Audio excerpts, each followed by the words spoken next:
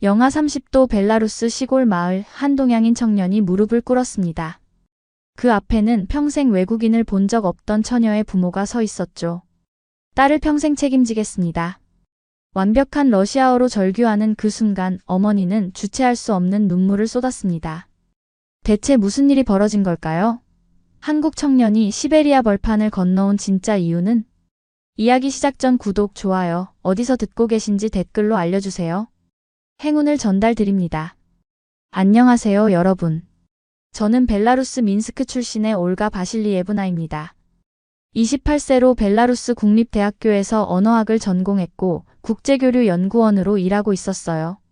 제가 태어나고 자란 벨라루스는 동유럽에 위치한 내륙 국가로 러시아와 폴란드 사이에 자리 잡고 있습니다. 우리 가족은 전형적인 슬라브 문화권의 보수적인 가정이었어요.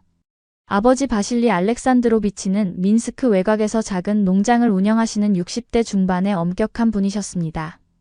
키가 180cm가 넘는 건장한 체격에 회색 수염을 기르고 계셨죠. 평소에 말수가 적으시지만 한번 입을 열면 무게감 있는 말씀을 하시는 분이었어요. 특히 아버지는 가족의 전통을 매우 중시하셨습니다.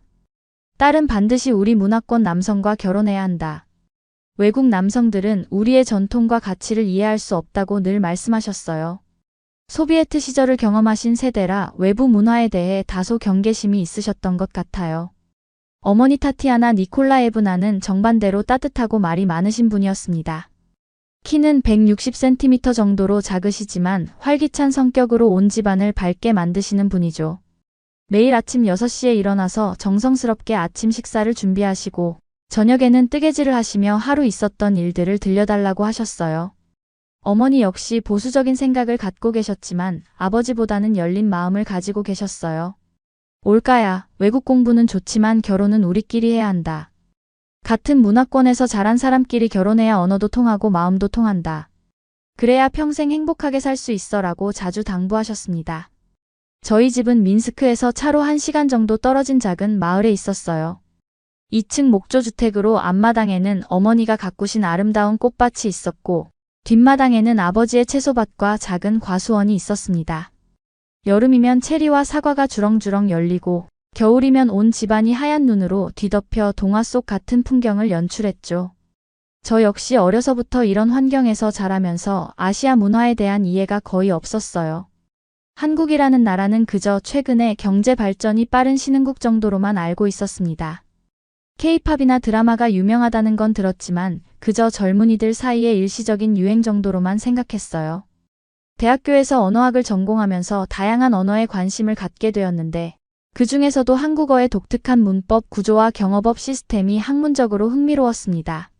한국어는 주어 마이너스 목적어 마이너스 동사 순서로 되어 있고 상대방에 따라 말의 높낮이가 달라지는 복잡한 체계를 가지고 있었거든요. 그런 제게 한국어 공부는 단순한 학문적 호기심에서 시작된 것이었습니다. 2019년 겨울, 민스크는 평년보다도 더 추웠어요. 12월부터 영하 25도 아래로 내려가는 날이 계속되었고 눈은 허리까지 쌓였습니다. 저는 매일 아침 7시에 일어나서 어머니가 끓여주신 뜨거운 차이를 마시며 하루를 시작했어요. 차이는 벨라루스 사람들이 매우 사랑하는 전통차인데 사모바르라는 전통차 끓이는 기구로 우려낸 진한 홍차에 잼이나 꿀을 넣어 마시는 거예요. 우리 마을의 겨울 아침은 정말 조용하고 평화로웠습니다. 새하얀 눈에 덮인 자작나무들 사이로 해가 떠오르면 온 세상이 다이아몬드 가루를 뿌린 것처럼 반짝였어요. 집에서 대학교까지는 버스로 1시간 30분 정도 걸렸는데 창밖 풍경을 보며 가는 그 시간이 제게는 하루 중 가장 평온한 시간이었습니다. 대학교 언어학과 연구실에서의 일과는 규칙적이었어요. 오전에는 한국어 텍스트 번역 작업을 하고 오후에는 언어학 이론 연구를 했죠. 제가 맡은 프로젝트는 한국 현대 문학 작품들을 러시아어로 번역하는 것이었는데 특히 한국인들의 정서가 담긴 표현들을 어떻게 러시아어로 옮길지 고민하는 시간이 많았어요. 연구실 동료들은 대부분 독일어나 영어를 전공하는 친구들이었어요. 그래서 제가 한국어를 공부한다고 하면 정말 특이한 선택이네. 왜 하필 한국어야? 라고 물어보곤 했습니다. 저는 한국어의 언어학적 특성이 정말 흥미로워요. 그리고 한국이 짧은 시간에 이룬 발전이 놀라워서 그 문화를 직접 경험해보고 싶어요 라고 답했죠. 점심시간이면 동료들과 함께 대학교 구내식당에서 식사했어요. 주로 보르시나 솔량카 같은 전통 수프에 검은 빵을 곁들여 먹었습니다. 식사를 하면서 서로의 연구 주제나 일상 이야기를 나누는 시간이 즐거웠어요. 가끔 제가 한국에서 배운 새로운 표현이나 문화적 차이점들을 설명해주면 친구들이 신기했습니다. 오후 연구 시간에는 주로 한국어 문법서를 읽거나 한국 문화에 관한 논문들을 번역했어요. 특히 한국의 존댓말 체계는 정말 복잡했습니다. 나이, 사회적 지위, 친밀도에 따라 말의 형태가 완전히 달라지는 시스템이었거든요. 러시아어에도 존댓말이 있지만 한국어만큼 세분화되어 있지는 않았어요. 저녁 6시가 되면 집으로 돌아가는 버스를 탔어요. 겨울철에는 4시면 벌써 어두워지기 시작하니까 집에 도착할 때는 완전히 밤이었습니다. 버스 창문에 입김을 불어 그림을 그리거나 한국어 단어를 써보며 시간을 보냈어요. 그런 소소한 일들이 한국 유학을 기다리는 설렘을 더해주었습니다. 집에 도착하면 어머니가 항상 따뜻한 저녁을 준비해 두셨어요. 올가야, 오늘은 어땠니? 연구는 잘 되고 있고? 라고 물으시며 하루 종일 있었던 일들을 궁금해하셨죠. 저녁 식사는 우리 가족이 하루를 마무리하는 소중한 시간이었어요. 아버지는 농장 일을 마치고 오시면 항상 피곤한 기색이 역력했지만 식탁에서는 제 이야기를 열심히 들어주셨어요. 한국에 대해 새로 알게 된 것이 있니? 라고 물으시거나 한국 사람들은 어떤 성격인 것 같니? 라고 궁금해하셨습니다. 겉으로는 무뚝뚝하셨지만 속으로는 제가 하는 일에 관심이 많으셨던 거죠. 저녁 식사 후에는 온 가족이 거실에 모여 앉아 차를 마시며 텔레비전을 시청했어요. 주로 뉴스나 다큐멘터리를 봤는데 가끔 한국에 관한 뉴스가 나오면 가족 모두 관심 있게 지켜봤습니다. 특히 한국의 IT 기술이나 자동차 산업 소식이 나올 때면 아버지가 정말 대단한 나라구나라고 감탄하셨어요. 그해 10월 운명을 바꿀 소식이 들려왔습니다. 벨라루스 국립대학교에서 한국학 교환학생 프로그램 참가자를 모집한다는 공고였어요. 한국의 연세대학교와 자매결연을 맺고 매년 2명의 학생을 6개월간 파견하는 프로그램이었어요. 교환학생 프로그램 합격 소식을 가족들께 전한 후부터 집안 분위기가 미묘하게 변하기 시작했어요. 겉으로는 축하해 주시면서도 속으로는 걱정이 많으셨던 것 같습니다. 특히 아버지는 점점 더 자주 외국인 남성에 대한 경계심을 드러내셨어요. 올가야, 아시아 남성들과는 너무 가까워지지 말라고 수차례 말씀하셨어요. 그들의 문화는 우리와 완전히 다르다. 특히 여성을 대하는 태도가 많이 다를 거야. 우리는 여성을 동등한 파트너로 생각하지만 그들은 아직도 가부장적인 사고가 남아있다고 들었다라고 걱정을 표현하셨죠. 삼촌 미하일도 마찬가지였어요. 주말에 우리 집에 놀러 오시면서 올가야, 동양 남자들은 조심해야 한다. 내가 들은 바로는 결혼 전에는 굉장히 로맨틱하고 세심하게 잘해주지만 결혼하면 완전히 달라진다더라고 말씀하셨습니다. 여자를 소유물로 생각하고 집안에만 가두고 자유를 주지 않는다는 이야기를 들었어. 특히 한국은 아직도 유교 문화의 영향이 강해서 며느리에게 굉장히 엄격하다고 하더라고라는 편견. 어린 말씀을 자주 하셨어요. 이모 갈리나도 비슷한 걱정을 하셨어요. 올가야, 공부는 좋지만 그쪽에서 남자친구 같은 거 만들 생각은 하지 마라. 문화가 너무 달라서 나중에 문제가 될 거야 라고 조언하셨습니다. 언어도 그렇고 생활 방식도 완전히 다른데 어떻게 평생을 함께 살겠어? 그냥 경험 삼아 구경만 하고 와라. 어머니도 속으로는 걱정이 많으셨지만 겉으로는 우리 올가는 똑똑하니까 잘 구별할 거야. 공부 열심히 하고 안전하게 다녀오면 되라고만 말씀하셨어요. 하지만 제가 짐을 싸는 모습을 보실 때마다 걱정스러운 표정을 숨기지 못하셨습니다. 마을 사람들의 반응도 복잡했어요. 이장님은 올가가 한국에 공부하러 간다니 대단하다. 우리 마을의 자랑이야 라고 말씀하시면서도 하지만 너무 오래 있으면 안 돼. 외국 문화에 물들면 우리 전통을 잊어버릴 수 있어 라고 걱정하셨어요. 마을 할머니들은 더 직설적이었어요. 올가야, 공부는 좋지만 결혼은 꼭 우리나라 남자와 해야 한다. 외국 남자들은 믿을 수 없어. 특히 동양 남자들은 우리와 생김새도 다르고 문화도 다르니까 아이들이 어떻게 생길지 모르잖아 라고 말씀하시기도 했어요. 이런 주변의 편견 어린 말들이 제 마음을 점점 무겁게 만들었어요. 물론 저도 처음에는 단순히 언어와 문화를 공부하러 가는 것이었지만 주변에서 계속 경고를 듣다 보니 괜한 부담감이 생겼습니다. 정말 아무 일 없이 공부만 하고 올 수 있을까? 라는 의문이 들기 시작했어요. 특히 걱정되는 건 제 자신이었어요. 저는 원래 호기심이 많고 새로운 사람들과 쉽게 친해지는 성격이었거든요. 만약 한국에서 좋은 사람을 만나게 된다면 가족들의 반대를 무릅쓰고 관계를 이어갈 수 있을까? 아니면 가족들 말대로 공부만 하고 돌아와야 할까? 출국 한 달 전 대학교 지도교수님과 면담을 했어요. 교수님은 올까 한국에서 많은 것을 배우고 오렴. 하지만 너무 감정적으로 휘둘리지는 마라. 학업에 집중하는 것이 가장 중요하다고 조언해 주셨습니다. 특히 인간관계에서는 신중해야 한다. 문화적 차이로 인한 오해가 생길 수 있거든이라고 덧붙이셨죠. 친한 친구 나타샤는 더 솔직했어요. 올까야, 솔직히 말하면 나도 걱정돼. 너 성격이 워낙 순수하고 사람을 잘 믿잖아. 한국 남자들이 어떨지 모르는데 너무 쉽게 마음을 주지는 말아라고 충고했습니다. 6개월 후에는 어차피 돌아와야 하는데 감정적으로 복잡해지면 너만 힘들어져. 이런 걱정들이 계속 쌓이다 보니 출국 날짜가 가까워질수록 설렘보다는 불안감이 더 커졌어요. 밤에 혼자 있을 때면 정말 괜찮을까? 혹시 가족들이 걱정하는 일이 실제로 일어나는 건 아닐까? 라는 생각이 들었습니다. 어느 날 밤 어머니가 제 방에 들어와서 진지하게 말씀하셨어요. 올까야, 엄마가 한 가지 부탁이 있다. 한국에 가서 어떤 사람을 만나든 항상 신중하게 생각해라. 특히 남자 문제에서는 더욱 조심해야 한다. 문화가 다르면 생각하는 방식도 다르거든이라고 당부하셨습니다. 그리고 무슨 일이 있어도 가족을 잊지 마라. 네가 아무리 멀리 가도 이곳이 내 진짜 집이고 우리가 내 진짜 가족이야. 6개월 후에는 반드시 집으로 돌아와야 한다는 걸 명심해라라고 말씀하시며 제 손을 꼭 잡으셨어요. 어머니의 손이 차갑게 떨리는 것을 느꼈습니다. 2020년 3월 2일 월요일 드디어 한국으로 떠나는 날이 왔습니다. 민스크 국제공항에서 가족들과 작별 인사를 나눌 때의 기억이 지금도 생생해요. 어머니는 끝까지 눈물을 참으려고 하셨지만 결국 제 품에 안기면서 울음을 터뜨리셨습니다. 우리 딸아, 건강하게 잘 다녀와라. 무슨 일이 있어도 가족을 잊지 마라고 말씀하시며 제 등을 토닥여 주셨어요. 12시간의 긴 비행 끝에 인천국제공항에 도착했을 때의 첫인상은 정말 강렬했어요. 공항의 규모부터가 압도적이었습니다. 민스크 공항과는 비교가 안 될 정도로 크고 현대적이었어요. 모든 것이 체계적이고 깔끔하게 정리되어 있었고 안내 표시도 명확했습니다. 공항 직원들의 친절함과 질서정연한 시스템에 첫 번째 놀라움을 느꼈죠. 서울연세대학교 언어교육원에 도착한 것은 오후 2시경이었어요. 국제학생 오리엔테이션이 진행되고 있었고 전 세계에서 온 다양한 학생들이 모여 있었어요.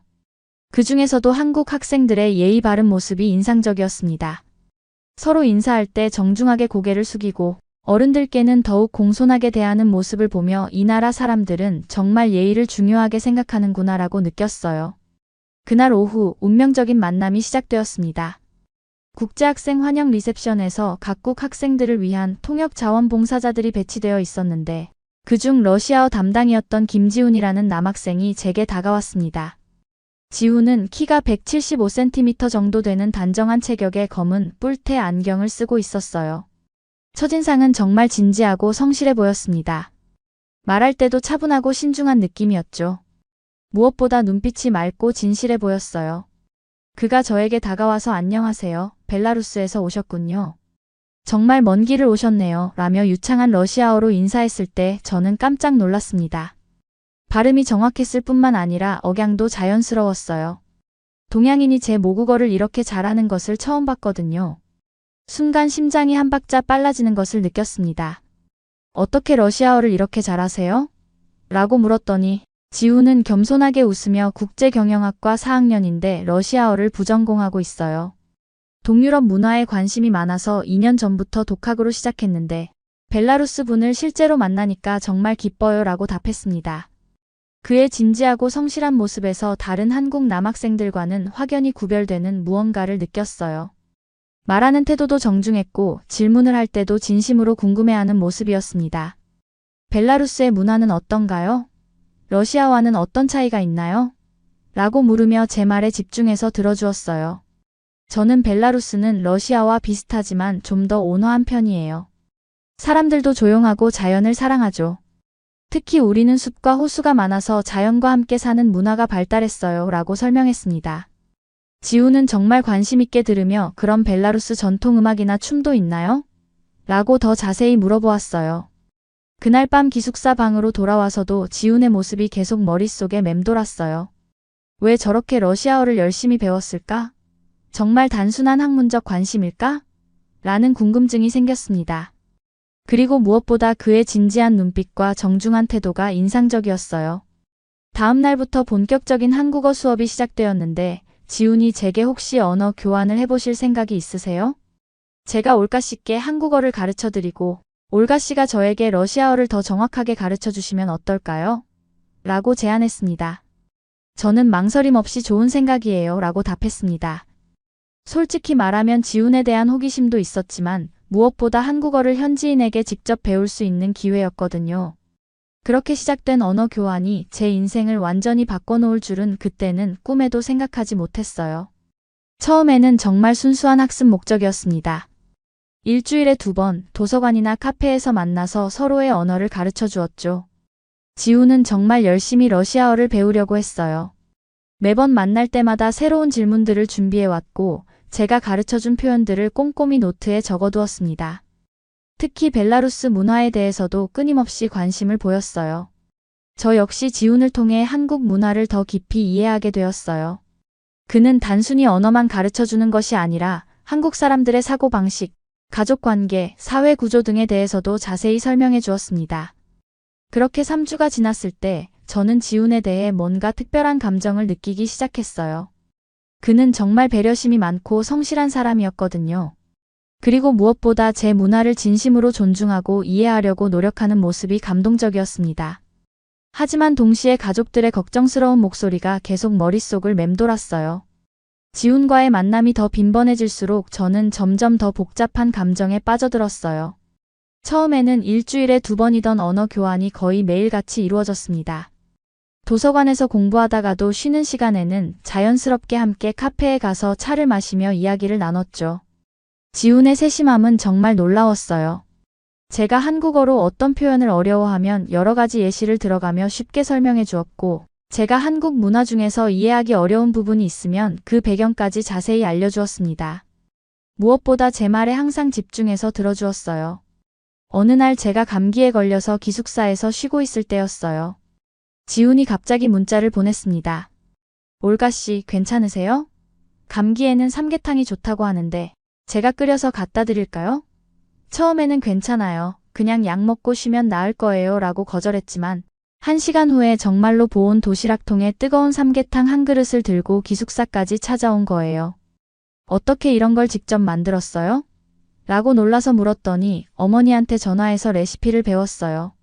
감기 걸린 사람은 따뜻하고 영양 있는 음식을 먹어야 한다고 하셔서요 라고 답했습니다. 그 순간 정말 가슴이 뭉클했어요. 벨라루스에서도 이런 세심한 배려를 받아본 적이 거의 없었거든요. 또 다른 날에는 제가 향수병에 걸려서 울적해하고 있을 때였어요. 고향이 그리워서 기분이 좋지 않다고 했더니 지훈이 서울에도 민스크와 비슷한 풍경을 볼 수 있는 곳이 있어요. 함께 가볼까요? 라고 제안했습니다. 그래서 함께 간 곳이 올림픽 공원이었어요. 넓은 잔디밭과 호수 그리고 자작나무들이 있는 그곳은 정말로 고향의 풍경과 비슷했습니다.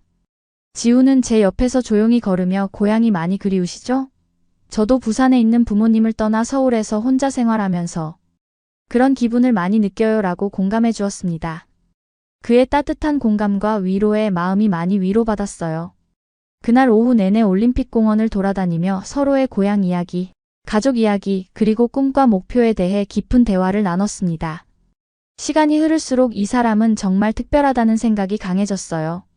다른 한국 남학생들이 가벼운 만남을 추구하거나 외국인 여학생에게 호기심 어린 시선을 보내는 것과 달리 지훈은 항상 진지하고 깊이 있는 대화를 나누려고 했습니다. 제 꿈과 목표에 대해서도 진심으로 관심을 보였어요.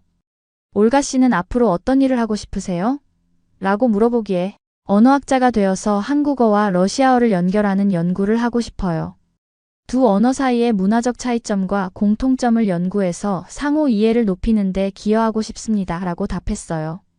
그러자 지훈이 눈을 빛내며 정말 멋진 꿈이에요. 언어는 단순히 소통 도구가 아니라 문화와 사고방식을 담고 있는 그릇이잖아요. 올가 씨 같은 분이 두 문화를 연결해 준다면 정말 의미 있는 일이 될 것 같아요 라고 진심으로 응원해 주었습니다. 하지만 동시에 현실적인 걱정도 생겨났어요. 교환학생 기간은 6개월뿐이었고 시간은 빨리 흘러가고 있었습니다. 지훈과의 관계가 점점 깊어지는 걸 느끼고 있었지만 이렇게 마음이 기울어도 되는 걸까? 라는 의문이 들었어요. 가족들과 화상통화를 할 때마다 그런 복잡한 심정이 드러났어요. 어머니가 올까야 한국 생활은 어때? 친구들은 잘 사귀고 있어? 라고 물으시면 저는 네, 다들 친절해요. 특히 러시아어를 잘하는 한국 친구가 있어서 많이 도움받고 있어요 라고 조심스럽게 답했습니다. 그러자 아버지가 즉시 남자친구냐? 라고 직설적으로 물으셨어요. 저는 당황해서 아니에요. 그냥 언어 교환하는 친구예요. 순수하게 공부만 하는 관계라고요 라고 변명처럼 답했지만 아버지의 표정은 여전히 심각했습니다. 올까야, 네가 아무리 순수한 관계라고 해도 남자는 다를 수 있다. 너무 가깝게 지내지는 말아라. 6개월 후에는 집으로 돌아와야 한다는 걸 절대 잊지 마라고 단호하게 말씀하시더군요. 주변 벨라루스 교환학생들의 반응도 복잡했어요. 같은 프로그램에 참가한 나타샤는 올까야, 너 요즘 그 한국 남자랑 너무 자주 만나는 거 아니야? 조금 조심해야 할 것 같은데라고 우려를 표현했습니다. 왜? 라고 반문하자 나타샤가 동양 남자들은 처음에만 잘해준다더라. 외국인 여자들에게는 특히 그런 경향이 강하다고 들었어. 결국에는 자기네 문화권 여자와 결혼하고 외국인은 그냥 재미로만 만난다는 이야기도 있고라고 걱정스럽게 말했어요. 친구들의 걱정 어린 말들이 제 마음을 더욱 복잡하게 만들었어요. 한편으로는 친구들이 절 걱정해주는 마음이 고마웠지만 다른 한편으로는 내 감정을 다른 사람들이 판단할 권리가 있나? 라는 생각도 들었습니다. 하지만 지훈과 함께 보내는 시간은 너무나 행복했어요. 그와 함께 있으면 모든 걱정이 사라지고 정말 자연스럽고 편안했습니다. 그는 저를 한국의 여러 곳으로 데려가며 문화를 소개해 주었어요. 경복궁에 갔을 때는 한복 대여점에서 한복을 입고 사진을 찍었는데 지훈이 올가씨가 한복을 입으니까 진짜 한국 사람 같아요. 정말 아름다워요 라고 진심 어린 칭찬을 했습니다. 그 말에 얼굴이 빨개져서 고개를 숙였더니 지훈이 웃으면서 부끄러워하는 모습도 정말 귀여워요 라고 했어요. 4월 중순 벚꽃이 만개한 여의도 공원에 간 날이 가장 기억에 남아요. 분홍빛 벚꽃 터널 아래를 걸으면서 지훈이 조심스럽게 말했습니다. 올가씨, 저도 솔직히 고백하고 싶은 게 있어요. 처음에는 정말 언어 교환 목적으로 시작했지만 지금은 올가씨와 함께 있는 시간이 하루 중에서 가장 행복한 시간이에요. 그 말에 제 심장이 쿵쾅거렸어요. 저도 지훈씨와 함께 있으면 정말 행복해요. 하지만 6개월 후에는 제가 벨라루스로 돌아가야 하잖아요 라고 조심스럽게 말했습니다. 그날 이후로 저희 관계는 묘한 상태가 되었어요. 서로에 대한 감정을 확인했지만 미래에 대한 불확실성 때문에 완전히 마음을 열지는 못하겠더라고요. 시간이 흐를수록 상황은 점점 더 복잡해져 갔어요. 지훈과의 관계가 깊어질수록 주변의 걱정과 우려의 목소리도 더욱 커졌습니다. 특히 같은 교환학생 프로그램에 참가한 벨라루스 친구들의 반응이 점점 부정적으로 변해갔어요. 나타샤는 어느 날 저를 따로 불러서 진지하게 이야기했습니다. 올가야, 솔직히 너 요즘 너무 위험한 길로 가고 있는 것 같아. 그 한국 남자와 거의 매일 만나잖아. 이건 단순한 친구 관계가 아니야. 무슨 말이야? 우리는 그냥 언어 교환하고 문화를 배우는 관계라고 변명했지만 나타샤는 고개를 저었어요.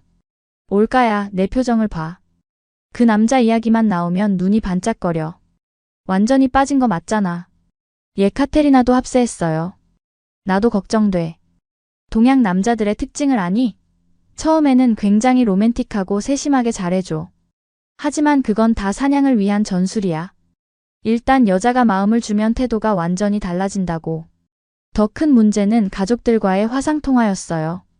어느 날 어머니가 올까야, 요즘 표정이 이상하다. 무슨 일 있니? 라고 물으셨을 때 저는 순간 당황했어요. 얼굴 표정까지 바뀐 게 화상통화로도 느껴진다니.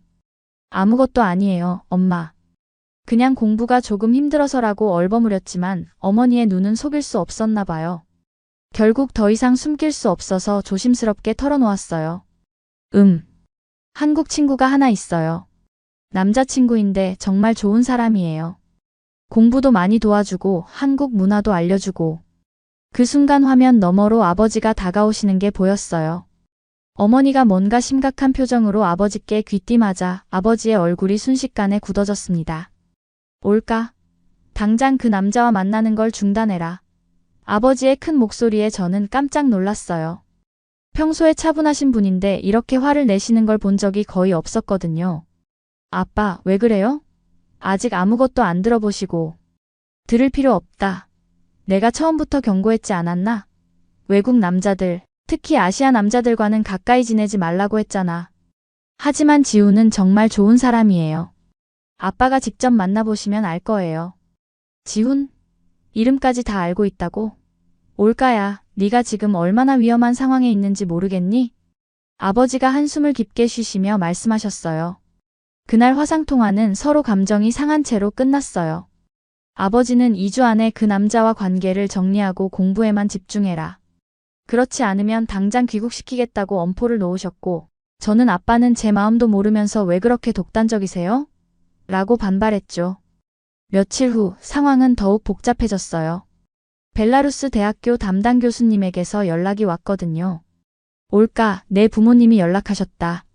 네가 그곳에서 남자 문제로 공부에 집중하지 못하고 있다고 하시더라. 정말 그러니? 교수님까지 알게 되었다니 정말 당황스러웠어요. 교수님, 그런 게 아니에요. 저는 공부도 열심히 하고 있고 성적도 좋게 나오고 있어요. 성적은 그렇다고 하더라.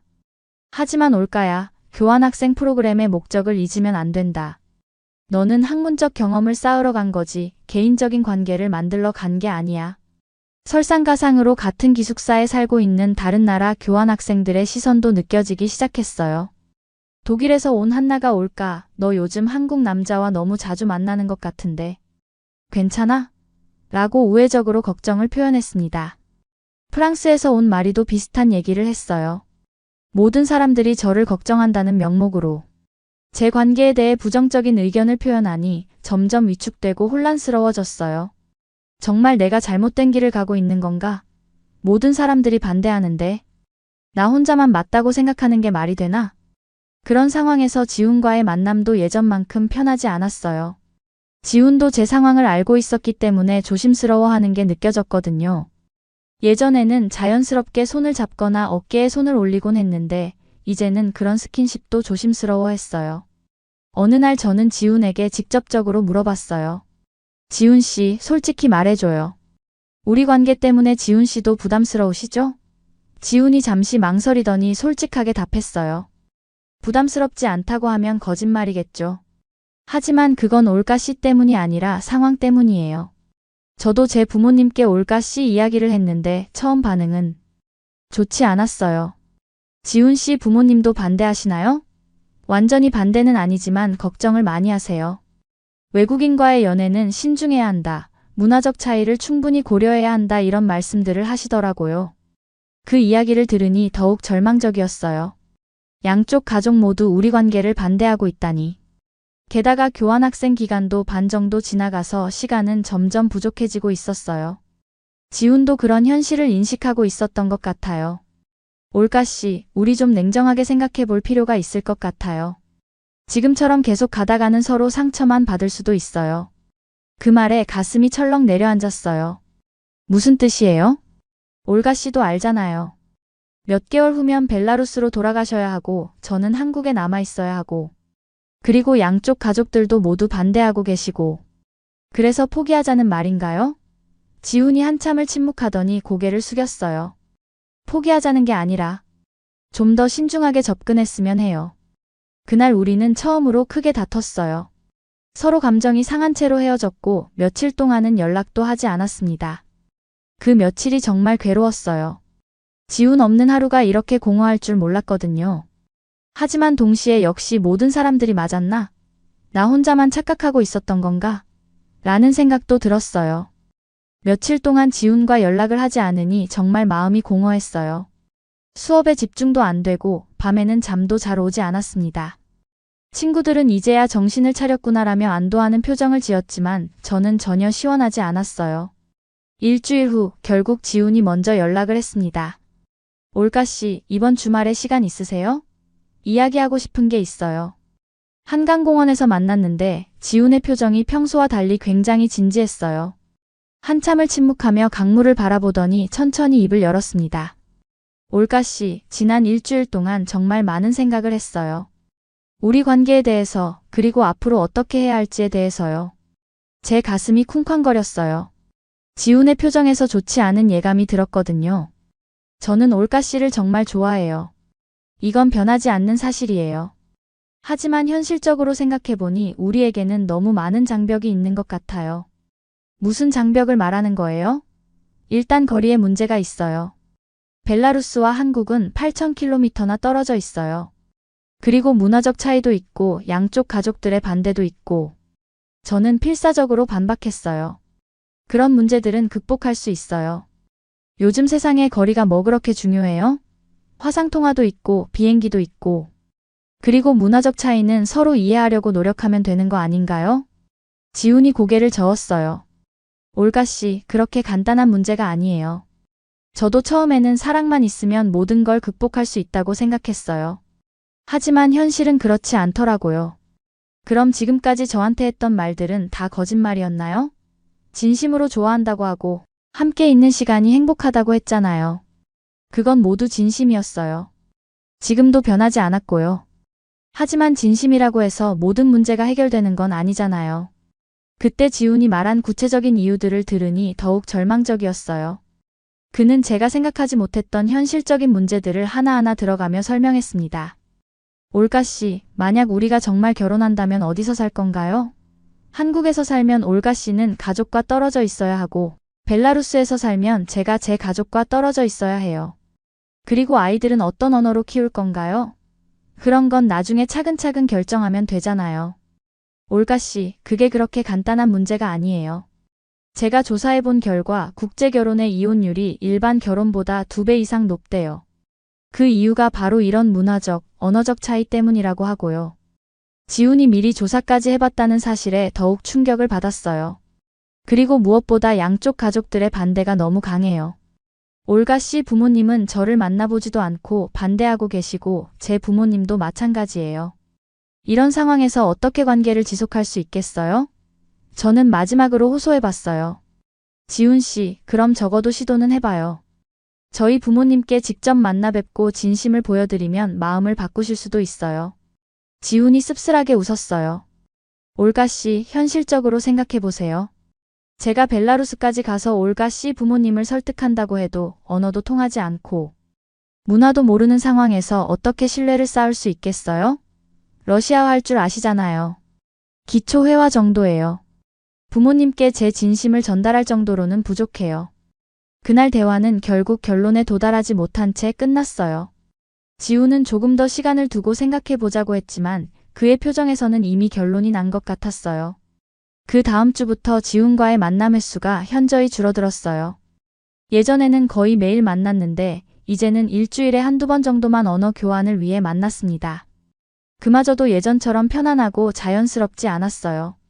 지훈은 의도적으로 거리를 두려고 하는 것 같았어요. 예전에는 카페에서 몇 시간씩 앉아서 이야기했는데 이제는 1시간 정도 공부하고 나면 오늘은 이만할까요? 라며 자리를 뜨려고 했어요. 더 가슴 아픈 건 지훈의 태도 변화였어요. 예전처럼 제 일상에 관심을 보이지도 않았고 개인적인 이야기도 하지 않으려고 했어요. 어느 날은 참다 못해 지훈 씨, 우리 예전처럼 지낼 수는 없나요? 라고 물어봤어요. 지훈이 난처한 표정을 지으며 올가 씨, 우리가 너무 가까워지면 나중에 헤어질 때 더 힘들어질 것 같아요 라고 답했습니다. 그럼 지금부터 미리 헤어질 준비를 하자는 말인가요? 한 달이 더 지나자 상황은 더욱 악화되었어요. 지훈과의 언어 교환도 격주로 한 번 하는 정도로 줄어들었고 만날 때도 정말 공식적인 관계처럼 느껴졌어요. 개인적인 연락도 거의 하지 않았고요. 친구들은 이제야 정신을 차렸구나. 처음부터 말했잖아. 동양 남자들은 다 그렇다고라며 저를 위로했지만 전혀 위로가 되지 않았어요. 오히려 내가 정말 착각하고 있었나? 라는 자괴감만 더 커졌습니다. 교환학생 프로그램도 이제 2개월 정도 남았는데 갑자기 한국에 있는 시간이 의미 없게 느껴졌어요. 처음에 왔을 때의 설렘과 기대감은 모두 사라지고 그냥 시간이 빨리 지나가서 벨라루스로 돌아가고 싶다는 생각만 들었습니다. 2020년 8월 15일 드디어 귀국하는 날이 왔습니다. 인천공항에서 벨라루스행 비행기에 오를 때 마음 한구석에는 지훈이 나타나서 저를 붙잡아 주기를 바라는 마음도 있었어요. 하지만 그는 끝까지 나타나지 않았습니다. 아쉬움과 허탈감을 안고 고향으로 돌아왔죠. 그렇게 제 첫 번째 시도는 완전한 실패로 끝났습니다. 벨라루스로 돌아온 후 한 달간 저는 깊은 혼란과 자괴감 속에 있었습니다. 매일 밤 침대에 누워서 내가 정말 바보였나? 라는 생각을 반복했어요. 지훈과의 관계가 실패로 끝난 후 저는 제 자신에 대한 신뢰를 완전히 잃었습니다. 내가 사람을 보는 눈이 없었나? 아니면 정말 너무 순진하게 생각했던 건가? 하며 밤마다 자책했어요. 지훈이 저에게 보여준 관심과 배려들, 함께 나눈 깊은 대화들, 그리고 그가 진심이라고 했던 말들까지. 그 모든 것들이 정말 진짜였을까요? 아니면 제가 착각한 건가요? 특히 가슴 아팠던 건 지훈의 변화 과정이었어요. 처음에는 정말 진심으로 저를 좋아하는 것 같았는데 주변의 반대와 현실적인 문제들이 대두되자 점점 뒤로 물러서는 모습을 보였거든요. 아, 역시 남자들은 다 그렇구나. 어려움이 닥치면 사랑보다는 현실을 택하는구나라는 씁쓸한 생각이 들었어요. 하지만 동시에 지훈이 저에게 했던 말들을 하나하나 되새겨봤어요. 올가 씨와 함께 있는 시간이 하루 중에서 가장 행복해요. 올가 씨를 정말 좋아해요. 진심이에요. 그런 말들이 정말 진심이었을까요? 아니면 그때는 진심이었지만 나중에 마음이 바뀐 건가요? 가장 힘든 건 제 자신에 대한 의심이었어요. 내가 너무 순진했나? 국제연애라는 게 정말 이렇게 복잡한 건가? 하며 자신감을 완전히 잃었습니다. 친구들은 계속 처음부터 말했잖아. 그런 관계는 오래갈 수 없다고라며 자신들이 옳았다는 식으로 말했어요. 그럴 때마다 더욱 위축되었습니다. 역시 내가 착각하고 있었구나. 다른 사람들은 다 현실을 제대로 보고 있었는데 나 혼자만 꿈속에서 살고 있었구나. 하지만 마음 한구석에서는 여전히 지훈에 대한 그리움이 남아 있었어요. 예전에 함께 갔던 카페나 공원이 생각날 때마다 가슴이 아팠습니다. 가족들과의 화상통화도 부담스러웠어요. 어머니가 올까야? 요즘 표정이 밝아졌네. 역시 공부에만 집중하니까 좋지? 라고 말씀하실 때 저는 억지로 미소를 지으며 네, 정말 많은 걸 배웠어요. 라고 답했어요. 아버지는 더 직설적이셨어요. 올까야? 그 한국 남자 일은 정말 끝난 거지? 아버지 말이 맞았지? 역시 문화가 다른 사람들과는 깊은 관계를 맺기 어려워라고 말씀하셨어요. 그런 말을 들을 때마다 가슴이 답답했어요. 아버지가 옳았다는 걸 인정하고 싶지 않았거든요. 내가 너무 고집부렸나? 가족들 말을 처음부터 들었으면 이런 상처는 받지 않았을 텐데라는 후회도 들었어요. 동시에 그래도 시도해볼 가치가 있었잖아.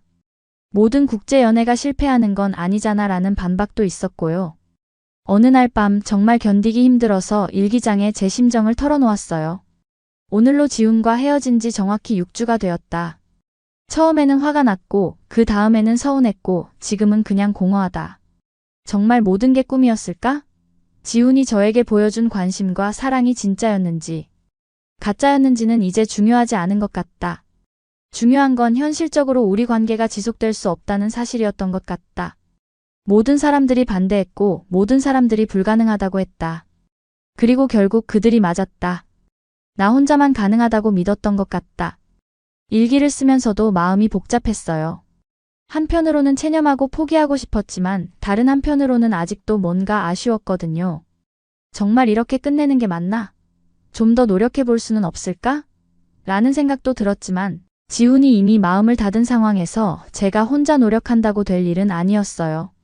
그렇게 하루하루 시간이 흘러갔어요. 대학교 연구실에서 다시 번역 일을 시작했고 한국어 공부도 계속했지만 모든 게 의무적으로 느껴졌어요. 처음 한국에 왔을 때의 설렘과 기대감은 완전히 사라져버렸습니다. 혹시 지훈이 마음을 바꿀까? 혹시 다시 연락이 올까? 라는 기대도 있었지만 그런 일은 일어나지 않았어요. 어느 날은 정말 용기를 내서 지훈에게 문자를 보내볼까 생각했어요. 안녕하세요, 지훈 씨. 요즘 어떻게 지내세요? 정도의 간단한 인사라도 말이죠. 하지만 결국 보내지 못했어요. 내가 너무 집착하고 있나? 이미 끝난 관계에 너무 매달리고 있는 건 아닌가? 라는 자책도 들었어요. 친구들도 올까야? 이제 정말 잊어야 해. 계속 과거에 매달려 있으면 새로운 기회를 놓칠 수도 있어라고 조언했고요. 한 달이 더 지나면서 조금씩 일상을 회복하려고 노력했어요. 그래도 좋은 경험이었어. 한국어도 늘었고 시야도 넓어졌잖아 라고 스스로를 위로하며 마음 한구석에 아쉬움을 묻어두려고 했습니다. 하지만 그럼에도 불구하고 가슴 깊은 곳에서는 여전히 작은 희망의 불씨가 타고 있었어요. 마지막까지는 모르는 거 아닌가? 혹시 기적 같은 일이 일어날 수도 있지 않을까? 라는 비현실적인 기대였지만 완전히 포기할 수는 없었어요. 그런 복잡한 마음으로 벨라루스에서의 일상을 보내고 있을 때 정말 예상치 못한 일이 벌어질 거라고는 꿈에도 생각하지 못했어요. 제가 이미 모든 걸 포기하고 체념하고 있을 때 운명은 다시 한번 저에게 놀라운 반전을 선사할 준비를 하고 있었습니다. 그리고 그 반전의 순간이 바로 9월 20일 토요일 아침에 찾아올 거라고는 그때의 저는 전혀 예상하지 못했어요. 9월 20일 토요일 아침 평소처럼 늦잠을 자고 있는데 갑자기 어머니의 급한 목소리가 들렸습니다. 올까야? 올까야? 빨리 나와봐. 너한테 찾아온 사람이 있다. 어머니의 목소리에서 평소와 다른 당황스러움이 느껴져서 급히 일어났어요. 무슨 일인가 싶어서 잠옷 차림 그대로 거실로 뛰어나갔습니다. 그런데 정말 믿을 수 없는 광경이 펼쳐져 있었어요. 우리 집 현관에 동양인 남성이 큰 여행 가방을 끌고 서 있었거든요. 순간 현실감이 없었어요. 꿈인가? 내가 지금 환각을 보고 있는 건가? 하지만 그 사람이 고개를 들어 저를 바라보는 순간 제 심장이 멎는 줄 알았어요. 바로 지훈이었거든요. 8,000km를 날아와서 우리 집 앞에 서 있는 지훈을 보는 순간 머릿속이 하얘졌어요. 지훈은 여행의 피로가 역력한 얼굴로 서툰 러시아어로 정중하게 인사했습니다. 안녕하세요. 저는 김지훈입니다. 올가를 만나러 한국에서 왔습니다. 어머니와 아버지는 완전히 당황한 표정으로 이 낯선 동양인 청년을 바라보고 계셨어요. 아버지의 얼굴이 순식간에 딱딱하게 굳었고 어머니는 어찌할 바를 모르는 듯 저와 지훈을 번갈아 보셨습니다. 아버지가 거친 어조로 물으셨어요. 이 사람이 누구냐? 왜 우리 집에 왔느냐? 저는 급히 끼어들었어요. 아빠, 이분은 제가 한국에서 알게 된 친구예요. 하지만 친구라는 단어가 입에서 나올 때 어색했어요. 지훈과 저 사이의 복잡한 관계를 어떻게 설명해야 할지 몰랐거든요. 지훈이 깊이 고개를 숙이며 말했습니다. 죄송합니다. 갑자기 찾아와서 놀라게 해드렸네요. 저는 올가와 진지한 관계를 원합니다. 부모님께 정식으로 허락을 구하고 싶어서 왔습니다. 그 말을 들은 순간 거실이 조용해졌어요. 아버지의 얼굴이 더욱 굳어졌고 어머니는 올가야, 이게 대체 무슨 일이니? 라며 당황해하셨습니다. 저 역시 완전히 당황했어요. 지훈이 벨라루스까지 와서 부모님께 허락을 구한다니 이런 일이 실제로 일어날 줄은 상상도 못했거든요. 아버지가 화를 내기 시작하셨어요. 무슨 소리냐? 우리 딸을 데려가겠다는 말이냐? 어머니가 상황을 수습하려고 하셨어요. 여보, 일단 안으로 들어와서 이야기해보죠. 그렇게 해서 지훈이 우리 집에 들어오게 되었어요. 거실에 앉은 지훈의 모습을 보니 정말 비현실적이었어요. 한 달 전만 해도 모든 게 끝났다고 생각했는데 갑자기 그가 눈앞에 나타나다니. 지훈은 조심스럽게 말을 시작했어요. 먼저 갑작스럽게 찾아와서 죄송합니다. 하지만 올가에 대한 제 마음을 부모님께 직접 전달하고 싶었습니다. 아버지가 차갑게 말씀하셨어요. 젊은이, 네가 무슨 생각으로 여기까지 왔는지는 모르겠지만 우리는 딸을 외국으로 보낼 생각이 없다. 아버지, 저는 올가를 한국으로 데려가려는 게 아닙니다. 저희가 어디서 살든 상관없이 올가를 평생 소중히 모시겠다는 말씀을 드리고 싶었어요. 그 말에 어머니가 조금 관심을 보이셨어요. 그럼 너는 우리 올가와 어떤 관계니? 지훈이 저를 바라보더니 솔직하게 답했어요. 저는 올가를 사랑합니다. 처음에는 언어 교환을 위한 만남이었지만 시간이 지나면서 진심 어린 감정이 생겼습니다. 아버지가 더욱 화를 내셨어요. 그럼 우리 딸을 속였다는 말이냐? 그런데 놀라운 건 지훈이 얼마나 철저하게 준비해서 왔는지였어요. 벨라루스에 오기 전 몇 달 동안 러시아어를 더욱 집중적으로 공부했고 벨라루스 문화와 전통에 대해서도 깊이 있게 조사해 왔더라고요. 저는 벨라루스가 얼마나 아름다운 나라인지 알고 있습니다. 그리고 벨라루스 사람들이 얼마나 가족을 중시하는지도 배웠습니다. 첫날 저녁 식사 때는 정말 어색했어요. 하지만 지훈이 벨라루스 식사 예절을 정확히 알고 있어서 놀랐어요. 어른들께 먼저 인사드리고 술을 따를 때도 두 손으로 정중하게 따랐어요. 어머니가 만든 드라니키를 맛보며 정말 맛있습니다. 어머니 요리 솜씨가 대단하세요 라고 진심으로 칭찬했습니다. 그 모습을 보신 어머니가 이 아이 참 예의 바른 애라고 작은 소리로 중얼거리셨어요. 하지만 아버지는 여전히 차갑게 지켜보고 계셨습니다. 그날 밤 지훈은 우리 집 거실에서 잤어요. 다음 날부터 지훈의 본격적인 실내 싸기가 시작되었어요.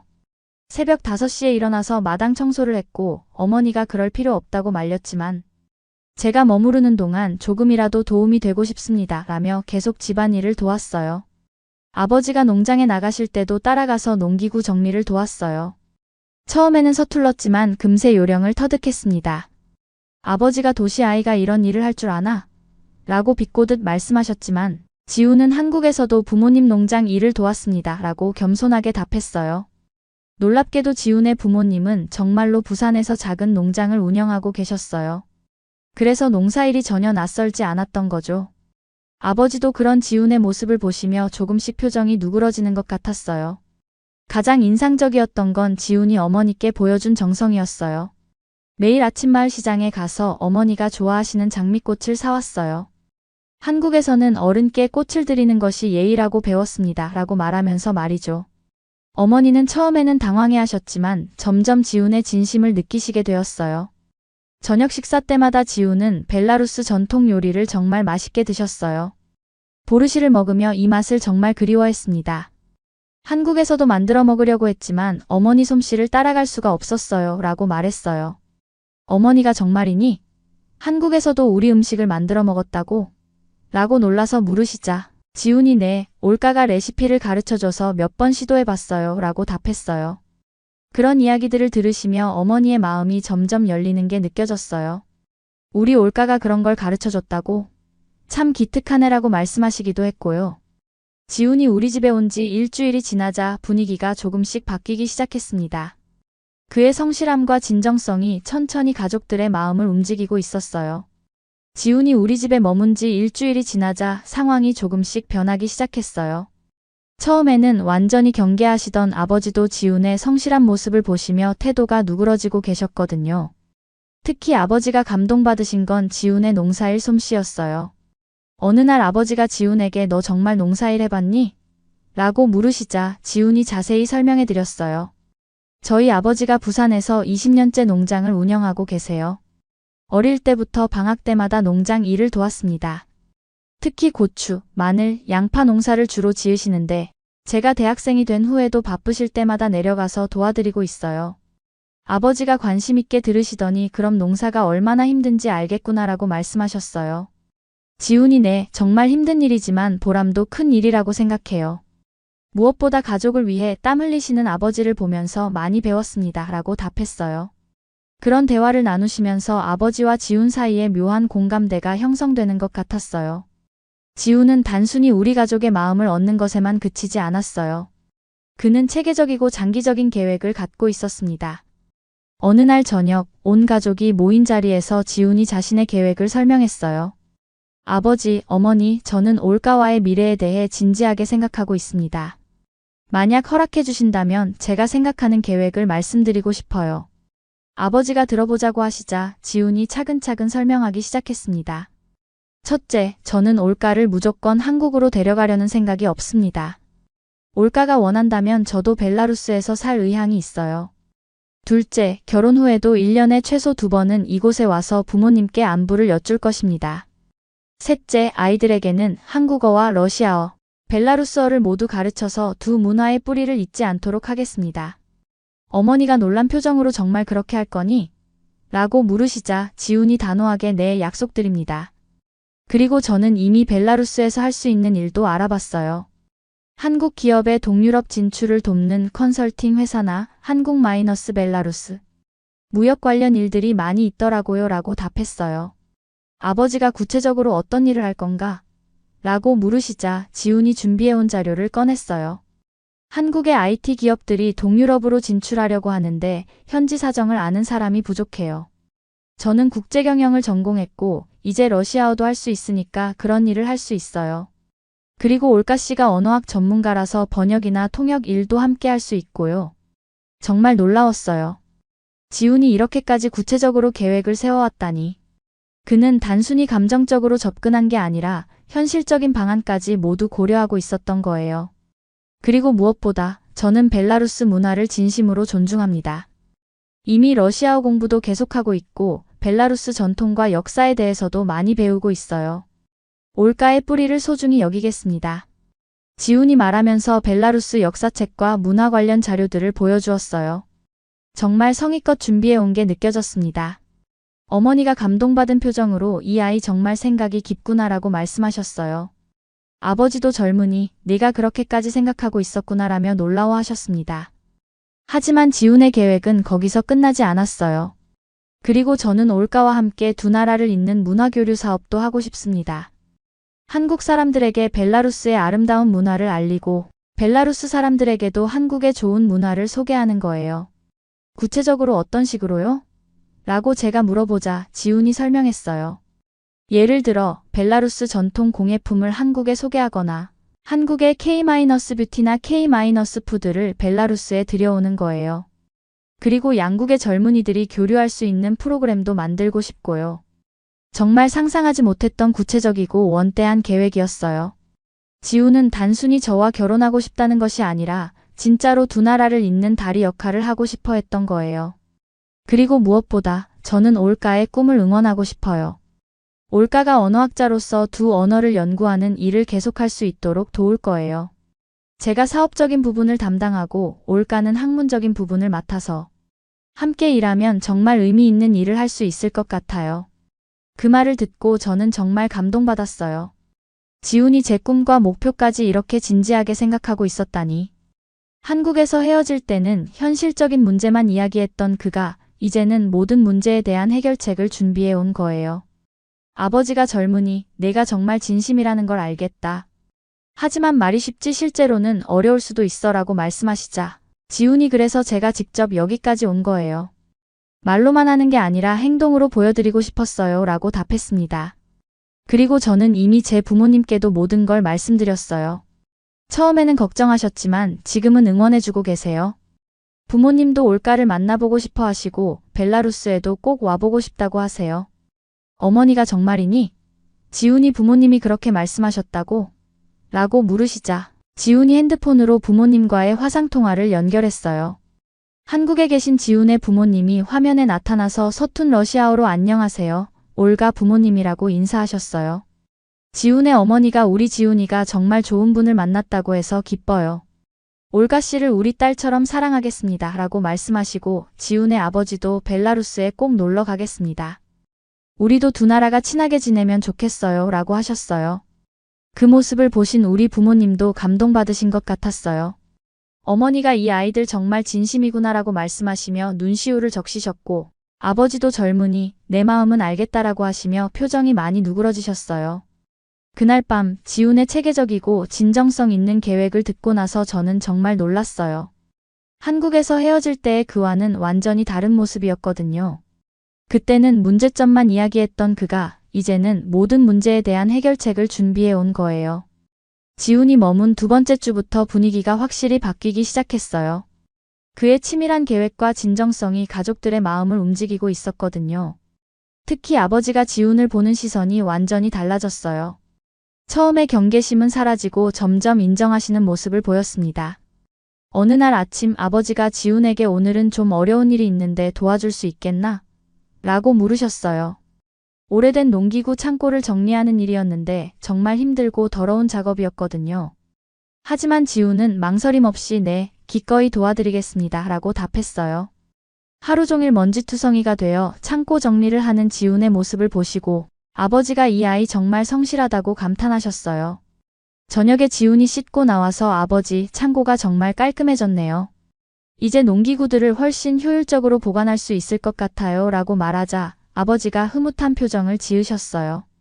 지훈의 놀라운 점은 단순히 열심히 일하는 것뿐만 아니라 모든 일에 대해 진지하게 생각하고 개선점을 찾으려고 노력한다는 것이었어요. 농장 일을 도우면서도 아버지, 이 부분은 이렇게 하시면 더 효율적일 것 같은데요. 라며 건설적인 제안을 하기도 했거든요. 어머니와의 관계도 훨씬 더 가까워졌어요. 지훈이 매일 아침 시장에서 사오는 꽃은 이제 일상이 되었고, 어머니도 지훈이 좋아할 만한 음식을 특별히 준비해 주시기 시작했어요. 지훈아, 이건 우리 벨라루스 전통 과자야. 한번 먹어봐라 라고 하시며 정성스럽게 만든 푸야니키를 내어주시기도 했고요. 지훈은 어머니가 주신 음식을 정말 맛있게 드셨어요. 어머니, 이 과자 정말 맛있어요. 레시피를 가르쳐 주시면 한국에 가서도 만들어 먹을 수 있을까요?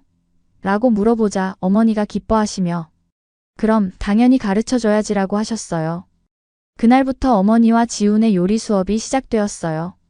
지훈은 정말 열심히 벨라루스 요리를 배우려고 했고 어머니도 마치 아들을 가르치듯이 정성스럽게 알려주셨어요. 지훈아, 이 반죽은 이렇게 치대야 해. 너무 오래 하면 질겨져라고 하시며 직접 손을 잡고 가르쳐 주시기도 했어요. 마을 사람들의 반응도 점점 좋아지고 있었어요. 처음에는 호기심 반 경계심 반으로 지훈을 바라보던 이웃들이 이제는 친근하게 인사를 건네기 시작했어요. 특히 마을 이장님은 이 청년 참 예의 바르고 성실하네. 올가가 좋은 사람을 만났어 라고 칭찬하셨어요. 지훈도 마을 사람들과 소통하려고 정말 노력했어요. 러시아어 실력이 늘면서 이제는 간단한 농담도 주고받을 수 있게 되었거든요. 마을 할아버지들과 체스를 두면서 이 게임 정말 재미있어요. 한국에서도 배드민턴 대신 체스를 해봐야겠어요 라고 말하면 할아버지들이 배꼽을 잡고 웃으시곤 했어요. 가장 인상적이었던 것은 지훈이 마을 교회에서 열린 가을 수학 감사절에 참여한 일이었어요. 벨라루스는 전통적으로 정교회 국가인데 지훈이 종교가 다름에도 불구하고 마을 행사에 적극적으로 참여하는 모습을 보여준 거예요. 저는 불교도이지만 하나님께 감사하는 마음은 모든 종교가 같다고 생각해요 라고 말하며 정성스럽게 촛불을 켜고 기도하는 지훈의 모습을 보고 마을 사람들이 정말 감동받았어요. 신부님도 이런 젊은이는 처음 봤다. 종교를 초월한 진정한 신앙심을 가지고 있구나라고 칭찬하셨어요. 하지만 모든 것이 순탄하지만은 않았어요. 지훈이 머문 지 2주가 되자 일부 마을 사람들 사이에서 다른 목소리들이 나오기 시작했어요. 외국 남자가 우리 처녀를 데려간다더라. 나중에 문제 생기면 누가 책임지나 같은 우려의 목소리들이었죠. 특히 마을에서 가장 보수적이기로 유명한 미하일 아저씨가 아무리 좋은 사람이라고 해도 문화가 다르면 나중에 갈등이 생기기 마련이야. 우리 올가가 고생할 수도 있어 라고 걱정을 표현하기도 했어요. 그런 이야기들이 아버지 귀에 들어가자 아버지가 지훈에게 솔직하게 말씀하셨어요. 지훈아, 네가 좋은 사람이라는 건 이제 알겠다. 하지만 아직도 걱정하는 사람들이 있어. 정말 우리 올가를 평생 행복하게 해줄 자신이 있니? 지훈이 진지하게 답했어요. 아버지, 저는 올가를 행복하게 해드릴 자신이 있습니다. 하지만 혼자서는 안 되고 올가와 함께 노력해야 한다고 생각해요. 그리고 무엇보다 두 가족이 서로를 이해하고 도와주어야 가능한 일이라고 생각합니다. 구체적으로 어떻게 할 건가? 라고 아버지가 물으시자 지훈이 첫째, 저는 평생 벨라루스어와 러시아어 공부를 계속할 거예요. 올가의 가족, 올가의 문화와 소통하기 위해서요. 둘째, 아이들에게도 두 나라의 역사와 문화를 모두 가르칠 거예요. 셋째, 경제적으로도 안정된 생활을 할 수 있도록 열심히 일하겠습니다. 라고 답했어요. 아버지가 경제적인 계획은 어떻게 되어 있나? 라고 물으시자 지훈이 준비해온 사업계획서를 보여드렸어요. 저는 한국-벨라루스 무역 컨설팅 회사를 차릴 계획이에요. 한국 기업들이 동유럽으로 진출할 때 도움을 주는 거죠. 이미 한국의 몇 개 회사와 예비 상담도 해봤어요. 정말 놀라웠어요. 지훈이 이렇게까지 구체적으로 준비하고 있었다니. 그는 단순히 감정적으로만 접근한 게 아니라 정말로 우리의 미래를 현실적으로 설계하고 있었던 거예요. 어머니가 지훈아, 정말 우리 올가를 사랑하는구나 라고 말씀하시자 지훈이 네, 어머니. 올가는 제게 세상에서 가장 소중한 사람이에요. 올가 없는 제 인생은 상상할 수 없어요 라고 진심으로 답했어요. 그런 지훈의 모습을 보며 저도 마음이 많이 움직였어요. 한국에서 헤어질 때는 현실적인 문제들 때문에 포기하려고 했던 그가 이제는 모든 문제를 해결하기 위해 이렇게 노력하고 있다니. 정말 진정한 사랑이 무엇인지 보여주는 것 같았어요. 하지만 가장 큰 시험은 아직 남아 있었어요. 지훈이 벨라루스에 온 지 3주째 되던 날 예상치 못한 최악의 상황이 벌어졌습니다. 그날 아침 일찍부터 마을 이장님이 심각한 표정으로 우리 집을 찾아오셨어요. 바실리, 좀 심각한 문제가 생겼네. 이장님의 말씀에 따르면 구역 경찰서에서 연락이 왔다는 거예요. 외국인이 장기간 개인 집에 머물고 있다는 신고가 들어왔다고 하더라고. 관련 서류가 제대로 갖춰져 있는지 확인하러 오겠다고 해. 더 심각한 것은 신고를 한 사람이 마을 사람이었다는 것이었어요. 이장님이 조심스럽게 말씀하시길 미하일이 신고한 것 같아. 그 사람이 어제 구청에 가서 외국인이 우리 마을에 와서 처녀를 꼬시고 있다. 이게 합법적인 일이냐고 문제를 제기했다더라고. 아버지의 얼굴이 순식간에 굳어졌어요. 그래서 어떻게 해야 하나? 이장님이 한숨을 쉬며. 일단 지훈 씨가 관광 비자로 입국했으니까 법적으로는 문제 없어. 하지만 3주 동안 한 집에 머물고 있다는 게 문제가 될 수 있어. 호텔에 머물렀어야 하는데. 그 순간 지훈의 얼굴이 창백해졌어요. 죄송합니다. 제가 법적인 부분을 제대로 확인하지 못했네요. 이장님이 지금이라도 호텔로 옮기면 되긴 하는데 문제는 마을 분위기야. 일부 사람들이 좋지 않게 보고 있어. 설상가상으로 그날 오후에는 더 큰 문제가 터졌어요. 마을에서 가장 영향력 있는 장로 몇 분이 우리 집을 찾아오신 거예요. 그분들의 표정이 심상치 않았어요. 장로 중 한 분인 니콜라이 할아버지가 무거운 목소리로 말씀하셨어요. 바실리, 우리가 와야 할 일이 아닌데 어쩔 수 없이 왔네. 마을 사람들이 많이 걱정하고 있어. 무슨 걱정을 하십니까? 아버지가 물으시자 다른 장로분이 답하셨어요. 외국 남자가 우리 처녀를 데려간다는 이야기 때문이야. 특히 젊은 엄마들이 우리 딸들까지 외국으로 시집 보내게 되는 거 아니냐며 불안해하고 있어. 더 충격적인 이야기가 이어졌어요. 그리고 일부에서는 동양 남자들은 여자를 노예처럼 부린다더라. 한국은 여자들이 성형수술을 강요받는다더라. 같은 근거 없는 소문들까지 돌고 있어. 지훈이 급히 해명하려고 했어요. 그런 건 전혀 사실이 아닙니다. 한국도 여성의 인권을 매우 중시하는 나라고. 하지만 장로분들은 지훈의 말을 듣지 않으시는 분위기였어요. 니콜라이 할아버지가 단호하게 말씀하셨어요. 젊은이, 네가 좋은 사람인 건 우리도 안다. 하지만 마을의 평화가 더 중요해. 이런 식으로 계속되면 마을이 둘로 갈라질 수도 있어. 아버지가 그럼 어떻게 하자는 말씀이십니까? 라고 물으시자 장로분들의 대답은 냉정했어요. 젊은이가 고국으로 돌아가는 게 좋겠어. 그리고 올가도 이런 문제는 접어두고 우리 마을 청년과 결혼하는 게 어떨까? 그 말을 들은 순간 저는 정말 화가 났어요. 할아버지들, 그건 너무하시는 거 아닌가요? 지훈이 뭘 잘못했다고. 하지만 어머니가 제 손을 잡으며 올가야, 조용히 해라고 말렸어요. 더 심각한 것은 아버지의 반응이었어요. 평소에 지훈을 아끼시던 아버지도 장로분들의 압박 앞에서는 어쩔 수 없어 보이셨어요. 지훈아, 미안하다. 내 마음으로는 널 사위로 받아들이고 싶지만 마을 전체가 반대하는데 어쩔 수 없네. 지훈이 절망적인 표정으로 아버지, 제가 뭔가 잘못한 게 있나요? 제가 더 노력하면 안 될까요? 라고 물어봤지만 아버지가 고개를 저으셨어요. 네가 잘못한 건 없어. 하지만 현실이 그렇다는 거야. 그날 저녁 상황은 더욱 악화되었어요. 마을 청년회에서 정식으로 항해 서한을 보내온 거예요. 외국인의 장기 체류로 인해 마을의 전통과 순수성이 훼손되고 있다. 즉시 조치를 취하라는 내용이었어요. 심지어 일부 과격한 청년들은 우리 집 앞에서 작은 시위까지 했어요. 벨라루스 처녀는 벨라루스 남자와 외국인은 돌아가라 같은 구호를 외치면서 말이에요. 물론 많은 사람들이 참가한 건 아니었지만 그래도 충격적이었어요. 지훈은 그 모든 것을 지켜보며 깊은 좌절에 빠졌어요.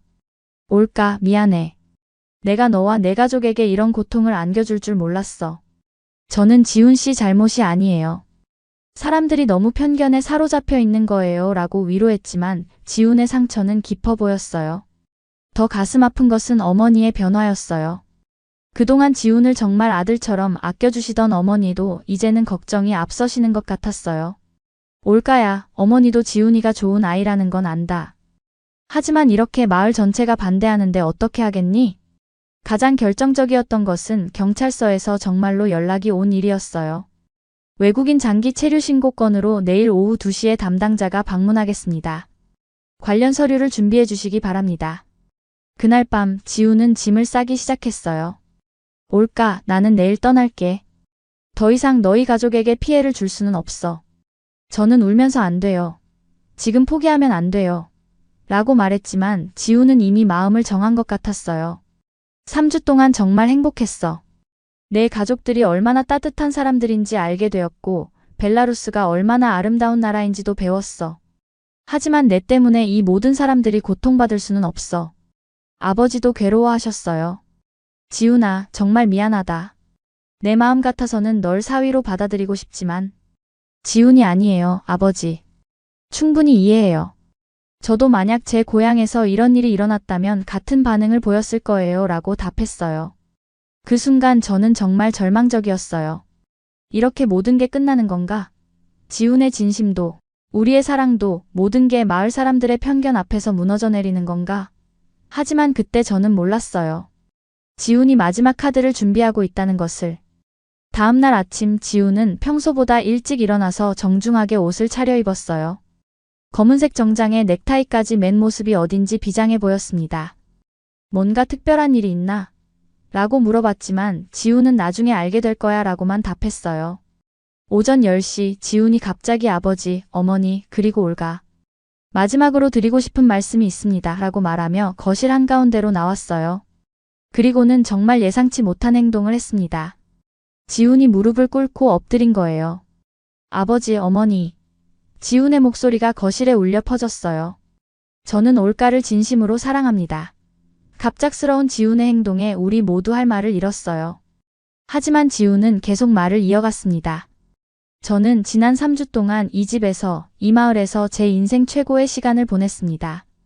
아버지께서는 저에게 진정한 농부의 정신이 무엇인지 가르쳐 주셨고, 어머니께서는 모정이 얼마나 위대한지 보여주셨습니다. 지훈의 목소리가 떨렸지만 의지는 확고했어요. 그리고 무엇보다 벨라루스 사람들의 따뜻한 마음을 알게 되었습니다. 비록 지금은 오해와 편견 때문에 어려움이 있지만 저는 포기할 수 없습니다. 아버지가 지훈아, 일어서라고 말씀하셨지만 지훈은 고개를 들지 않았어요. 아버지, 저의 마지막 부탁을 들어주세요. 저에게 1시간만, 단 1시간만 시간을 주세요. 마을 사람들 앞에서 제 진심을 보여드릴 기회를 주세요. 무슨 말이냐? 라고 아버지가 물으시자 지훈이 고개를 들며 결연한 표정으로 말했어요. 저는 마을 광장에 서서 모든 사람들에게 제 마음을 전하고 싶습니다. 그리고 그들의 판단을 받겠습니다. 만약 그 후에도 사람들이 반대한다면 저는 아무 말 없이 떠나겠습니다. 어머니가 걱정스럽게 지훈아, 그럴 필요 없어. 사람들이 뭐라고 할지 몰라라고 말씀하셨지만 지훈은 이미 결심이 서 있었어요. 어머니, 저는 도망치지 않겠습니다. 사랑하는 사람을 위해서라면 어떤 시련도 견딜 수 있어요. 오후 1시, 지훈은 정말로 마을 광장으로 향했어요. 소문이 빠르게 퍼져서 마을 사람들이 하나둘씩 모여들기 시작했습니다. 호기심 반, 걱정 반의 표정들이었어요. 저희 가족도 뒤따라갔고 곧 광장에는 100명이 넘는 사람들이 모였습니다. 지훈은 광장 중앙에 서서 깊게 숨을 쉬더니 큰 목소리로 말하기 시작했어요. 안녕하세요, 여러분. 저는 한국에서 온 김지훈입니다. 완벽한 러시아어였어요. 3주 동안 정말 많이 늘었더라고요. 저는 오늘 여러분께 제 마음을 전하기 위해 이 자리에 섰습니다. 여러분이 저에 대해 궁금해하시고 걱정하시는 것을 알고 있어요. 그래서 숨기지 않고 모든 것을 말씀드리고 싶습니다. 지훈이 차근차근 자신의 이야기를 들려주기 시작했어요. 어떻게 한국에서 올가를 만났는지, 왜 벨라루스까지 오게 되었는지, 그리고 자신의 진심이 무엇인지를 솔직하게 털어놓았습니다. 저는 올가를 사랑합니다. 하지만 그것이 전부가 아닙니다. 저는 벨라루스를 사랑하게 되었어요. 이 아름다운 나라, 이 따뜻한 사람들을 진심으로 사랑합니다. 지훈의 목소리에 진정성이 묻어났어요. 지난 3주 동안 저는 여러분께 많은 것을 배웠습니다. 진정한 가족애가 무엇인지, 이웃을 사랑한다는 것이 무엇인지, 전통을 지킨다는 것이 얼마나 소중한지를 알게 되었어요. 그때 마을 사람 중 한 명이 소리쳤어요. 그럼 왜 우리 올가를 데려가려고 하느냐? 지훈이 그 사람을 바라보며 단호하게 답했어요. 저는 올가를 데려가려는 것이 아닙니다. 제가 여기에 남겠습니다. 그 말에 광장이 술렁였어요. 지훈이 계속 말했습니다. 저는 벨라루스에서 살면서 이 나라의 발전에 기여하고 싶어요. 한국과 벨라루스를 잇는 다리가 되어서 두 나라가 더욱 가까워지도록 돕고 싶습니다. 미하일 아저씨가 말은 쉽지 실제로는 어떨지 모르잖아 라고 비판적으로 말했어요. 그러자 지훈이 가방에서 서류 뭉치를 꺼냈습니다. 저는 이미 벨라루스 정부에 거주 허가 신청을 했어요. 그리고 민스크에서 한국-벨라루스 무역회사를 설립할 계획도 세웠습니다. 사람들이 놀란 표정을 짓자 지훈이 구체적으로 설명했어요. 이 회사를 통해서 벨라루스의 우수한 농산물을 한국에 수출하고 한국의 기술을 벨라루스에 들여올 거예요. 그러면 우리 마을에도 새로운 일자리가 생길 수 있어요. 이장님이 관심 있게 구체적으로 어떤 일자리가 생긴다는 거지? 라고 물었어요. 지훈이 농산물 가공 공장, 포장센터, 물류 창고 등이 필요할 거예요. 그리고 무엇보다 이런 일을 할 수 있는 인력이 필요하죠. 마을 청년들이 고향을 떠나지 않고도 좋은 일자리를 가질 수 있을 거예요. 라고 답했습니다. 그 말을 듣고 마을 사람들의 표정이 조금씩 변하기 시작했어요. 특히 청년들의 부모님들이 관심을 보이기 시작했습니다. 그동안 일자리를 찾아 도시로 떠나는 젊은이들 때문에 걱정이 많으셨거든요. 지훈이 마지막으로 말했어요. 저는 여러분께 약속드립니다. 만약 저를 이 마을의 일원으로 받아주신다면 저는 평생 이곳에서 여러분과 함께 살면서 마을의 발전을 위해 헌신하겠습니다. 그리고 올가와 함께 우리 아이들을 진정한 벨라루스 사람으로 키우겠습니다. 그리고는 다시 한번 모든 사람들 앞에서 무릎을 꿇었어요. 부디 저에게 기회를 주세요. 제 진심을 증명할 기회를 주세요. 그 순간 광장이 조용해졌고 모든 사람들이 지훈을 바라보고 있었습니다. 이것이야말로 진정한 결정적 순간이었어요. 지훈이 마을 광장에서 무릎을 꿇고 절규하는 순간 광장은 완전히 조용해졌어요. 100명이 넘는 사람들이 모두 숨을 죽이고 이 젊은 외국인 청년을 바라보고 있었습니다. 그 침묵이 영원처럼 길게 느껴졌어요. 그때 가장 먼저 움직인 것은 마을에서 가장 나이가 많으신 안나 할머니였어요. 95세의 할머니가 지팡이를 짚고 천천히 지훈에게 다가가셨습니다. 모든 사람들의 시선이 할머니께 집중되었어요. 할머니가 지훈 앞에 서서 러시아어로 말씀하셨어요. 젊은이, 고개를 들어보거라. 지훈이 조심스럽게 고개를 들자 할머니가 지훈의 얼굴을 자세히 들여다보셨어요. 내 눈에서 진심이 보인다. 90년 넘게 살면서 사람들을 많이 봐왔는데 너는 좋은 사람이야. 할머니의 말에 사람들이 웅성거리기 시작했어요. 할머니는 마을에서 가장 존경받는 분이셨고 그분의 말씀은 큰 영향력이 있었거든요. 이 젊은이가 우리 올가를 진심으로 사랑한다는 게 보여. 그리고 우리 마을을 위해서도 좋은 일을 하려고 하고 있어. 그 순간 이장님이 앞으로 나오셨어요. 지훈 씨가 말한 사업 계획이 정말 실현 가능한 건가요? 지훈이 일어나서 정중하게 답했어요. 네, 이장님. 저는 이미 한국의 세계회사와 예비 계약을 체결했어요. 벨라루스 농산물에 대한 관심이 정말 높습니다. 지훈이 가방에서 서류들을 꺼내 보여주었어요. 이것은 한국 대형마트 체인과의 협상 자료입니다. 그리고 이것은 벨라루스 정부의 투자 허가 예비 승인서고요. 저는 빈말을 하지 않았어요. 마을의 젊은 아버지 중 한 분인 알렉세이가 정말 우리 마을에 일자리가 생길 수 있나요? 우리 아들도 도시로 떠나지 않고 여기서 일할 수 있을까요? 라고 간절하게 물었어요. 지훈이 확신에 찬 목소리로 답했어요. 네, 약속드립니다. 첫 해에는 최소 50개의 일자리를 만들 계획이에요. 농산물 선별, 포장, 운송, 관리 등 다양한 분야에서 말이죠. 그리고 성공하면 더 확장할 수도 있고요. 그때 미하일 아저씨가 여전히 의심스러운 표정으로 말했어요. 그건 그렇다 치고 우리 전통은 어떻게 할 건가? 외국 문화가 들어와서 우리 고유의 것들이 사라지는 건 아닌가? 지훈이 깊이 고개를 숙이며 답했어요. 미하일 아저씨, 저는 벨라루스 전통을 파괴하려는 것이 아니라 보존하고 발전시키고 싶어요. 오히려 한국의 벨라루스 문화를 알리고 싶습니다. 벨라루스의 아름다운 전통 공예품, 음식, 음악을 한국 사람들에게 소개하고 싶어요. 구체적으로 어떻게? 라고 미하일 아저씨가 물었어요. 지훈이 예를 들어 우리 마을의 전통. 자수기법을 한국에 소개해서 한국 여성들이 배울 수 있게 하고 싶어요. 그리고 벨라루스 전통 음식을 한국에서 판매할 수도 있고요. 이렇게 되면 오히려 우리 전통이 더 많이 알려지고 보존될 거예요. 라고 설명했어요. 마을 신부님이 앞으로 나오셨어요. 지훈 씨, 당신은 종교가 다른데 우리 마을의 종교적 전통도 존중할 수 있나요? 지훈이 정중하게 답했어요. 신부님, 저는 불교도이지만 모든 종교는 사랑과 평화를 추구한다고 믿어요. 저는 우리 아이들에게 두 종교의 가르침을 모두 전해주고 싶어요. 불교의 자비와 기독교의 사랑을 함께 말이죠.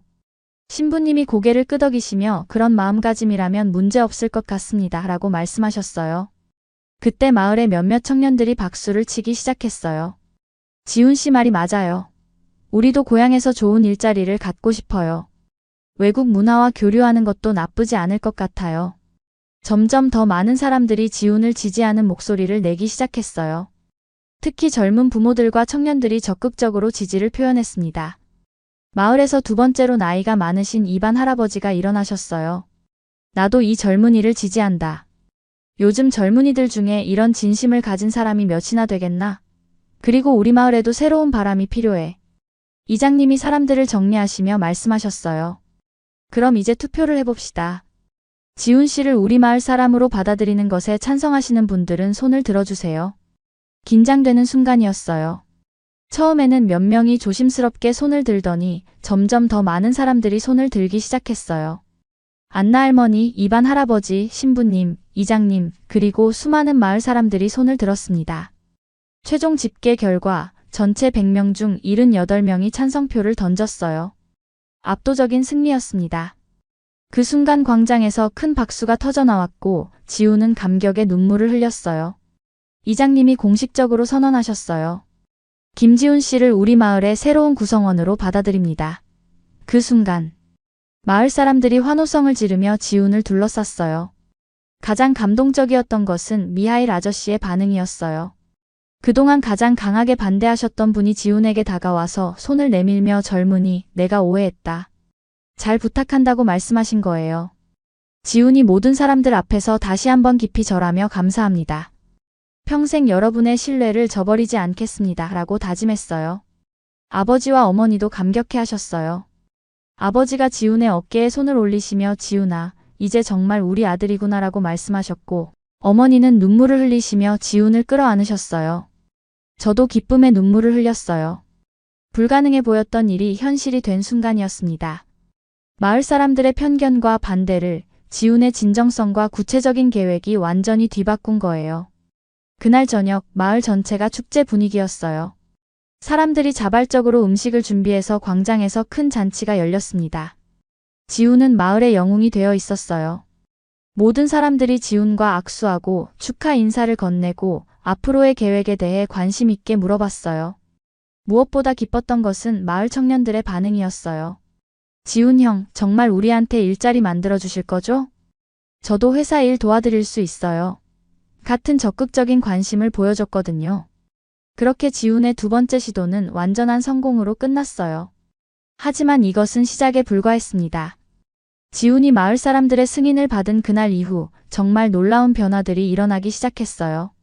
마을 전체의 분위기가 완전히 바뀌었을 뿐만 아니라 구체적이고 실질적인 변화들도 눈에 보이게 나타났거든요. 가장 먼저 변한 것은 마을 사람들의 태도였어요. 그동안 지훈을 경계하던 사람들도 이제는 친근하게 다가와서 인사를 건네고 심지어 집으로 초대해서 식사를 대접하기까지 했어요. 특히 미하일 아저씨는 완전히 달라지셨어요.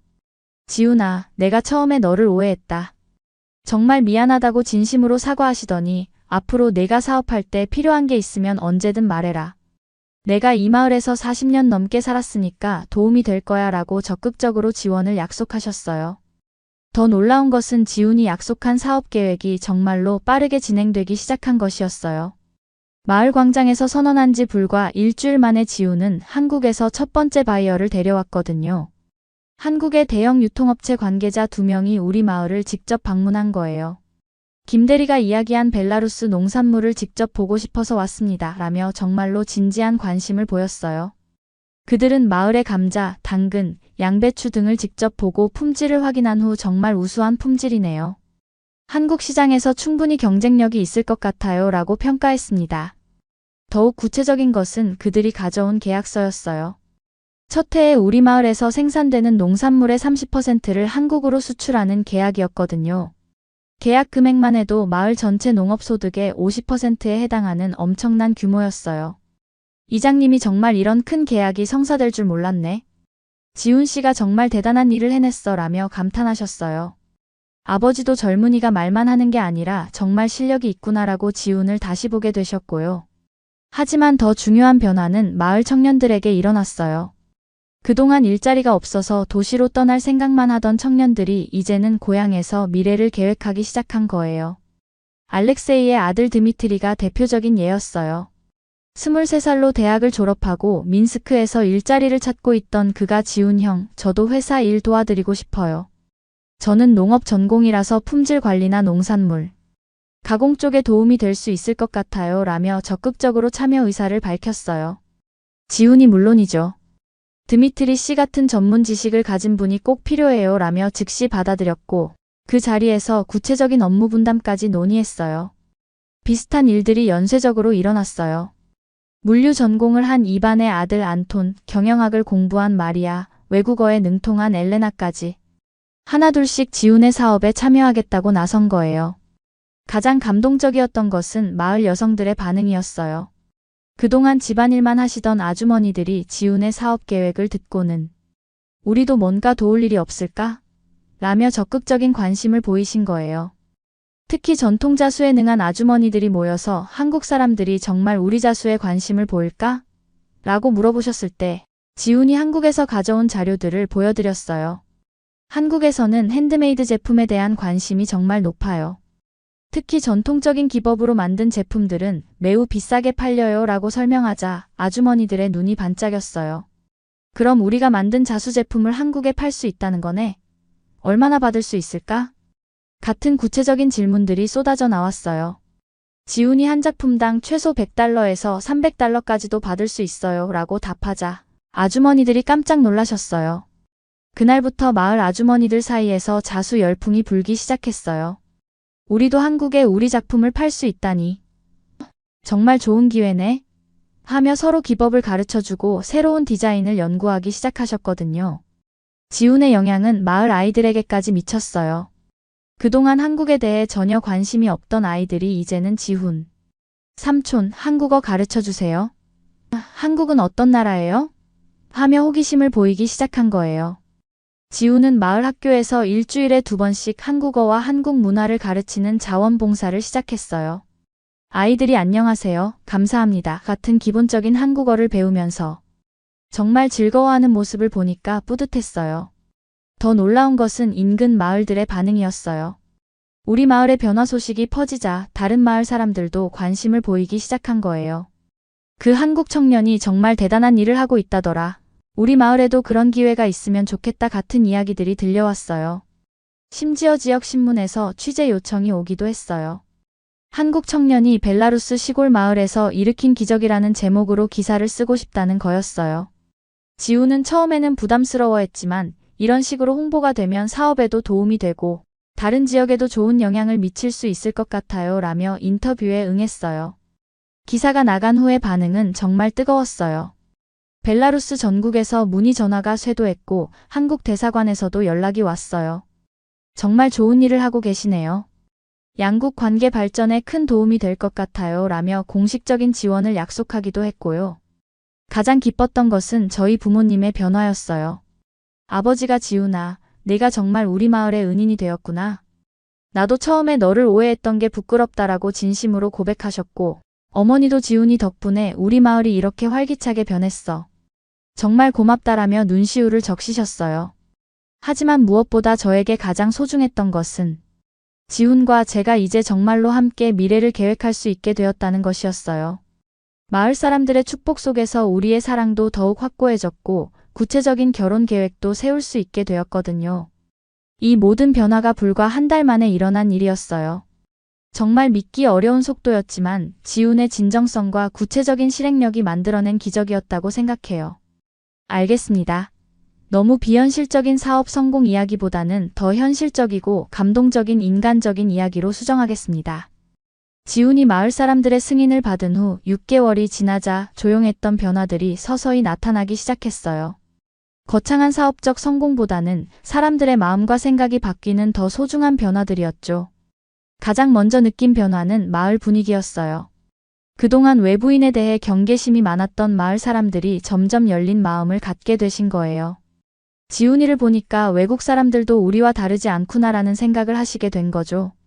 특히 젊은 엄마들의 반응이 인상적이었어요.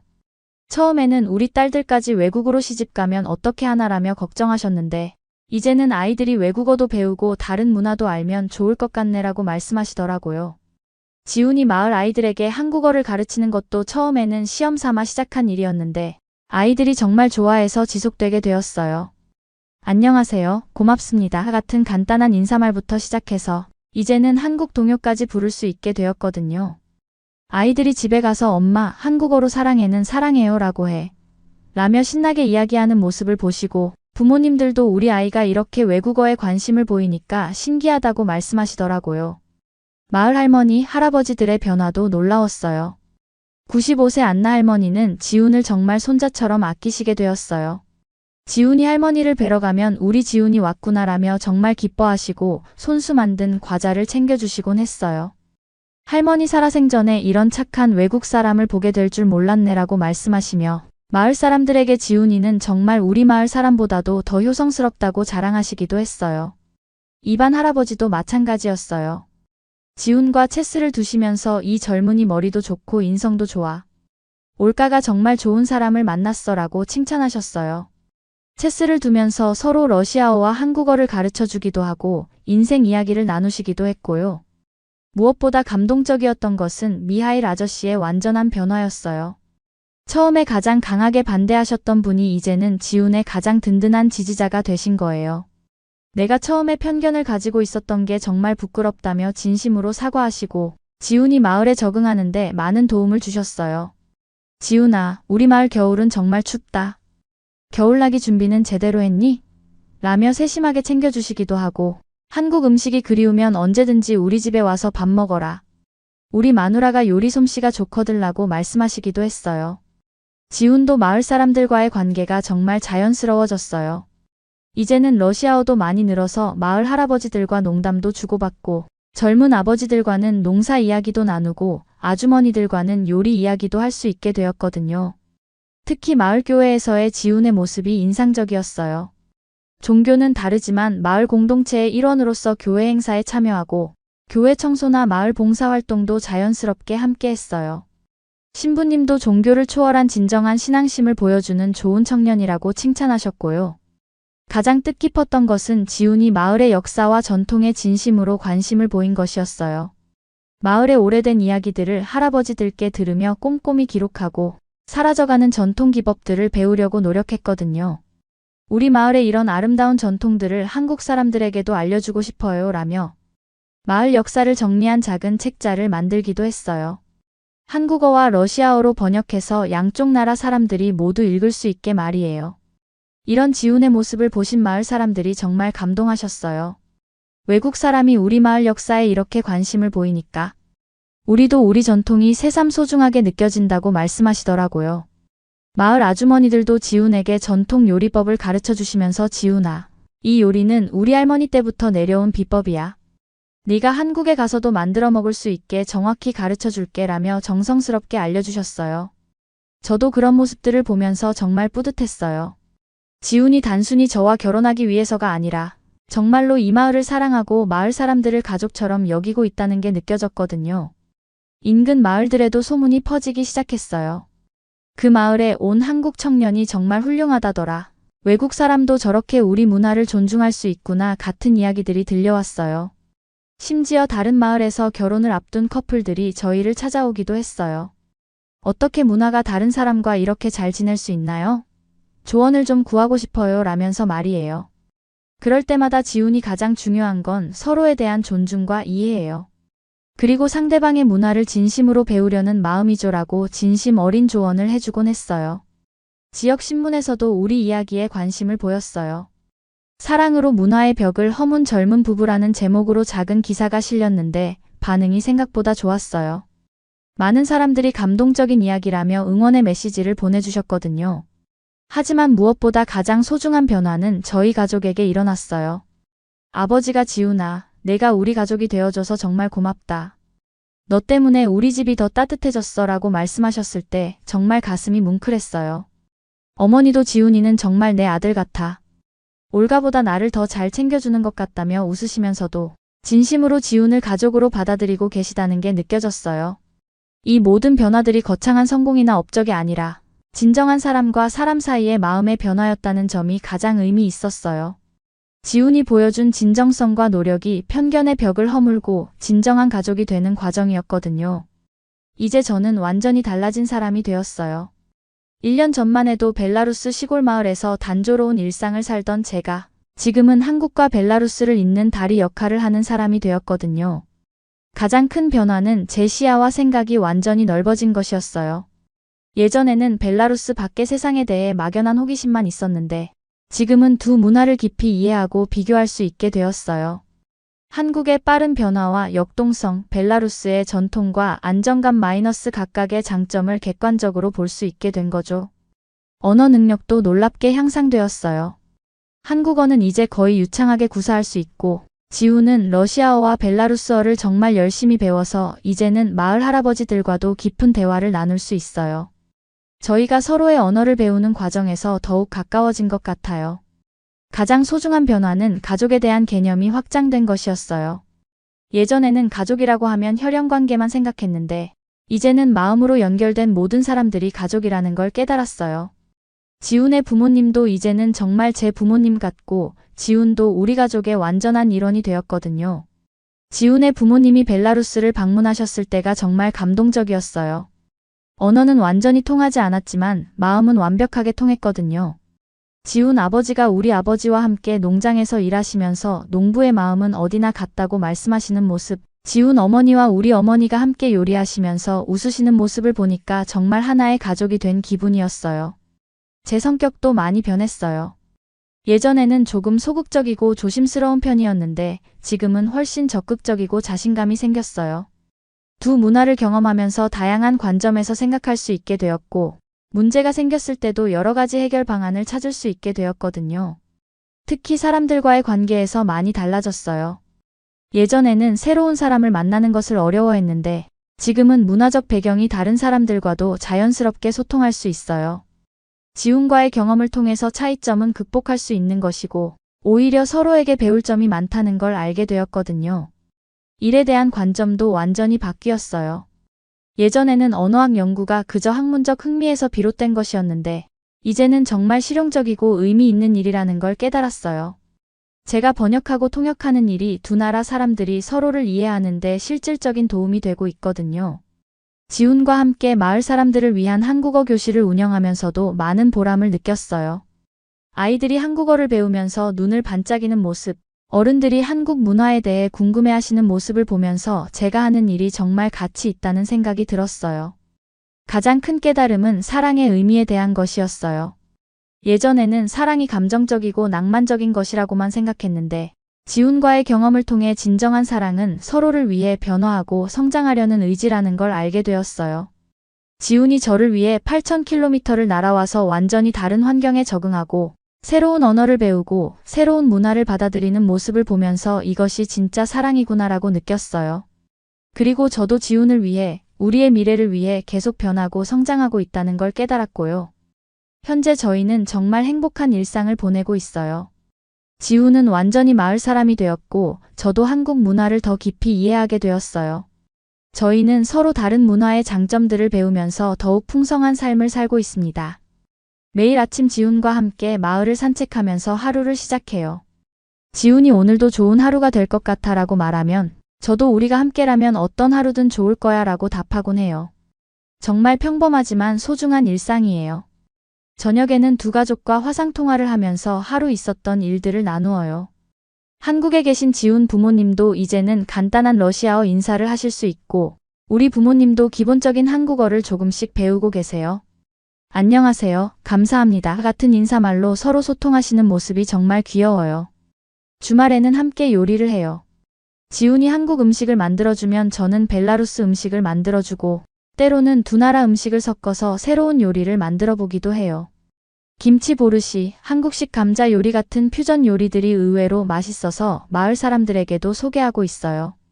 가장 기대되는 것은 미래에 대한 계획이에요. 저희는 내년에 결혼식을 올릴 예정인데 벨라루스 전통 결혼식과 한국 전통 결혼식을 모두 치르기로 했어요.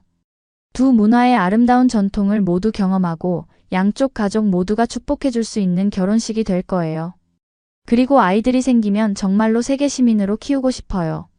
한국어, 러시아어, 벨라루스어를 모두 할 수 있고 두 나라의 문화와 전통을 모두 이해하는 아이들로 말이에요. 그 아이들이 자라서 또 다른 문화의 다리 역할을 할 수 있을 거라고 생각해요. 돌이켜보면 정말 놀라운 변화였어요. 1년 전만 해도 상상할 수 없었던 일들이 현실이 되었고 제 인생이 완전히 달라졌거든요.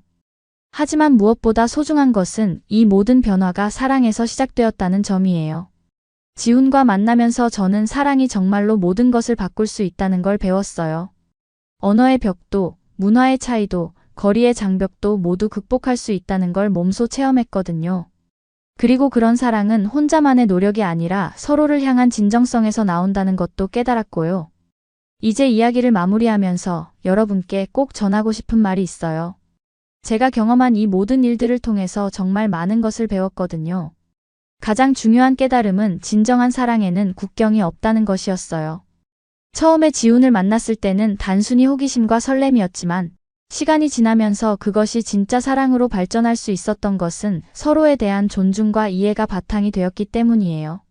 지훈이 제 문화를 진심으로 배우려고 노력하고 저도 한국 문화를 이해하려고 애쓰면서 우리는 단순히 연인이 아니라 진정한 동반자가 될 수 있었어요.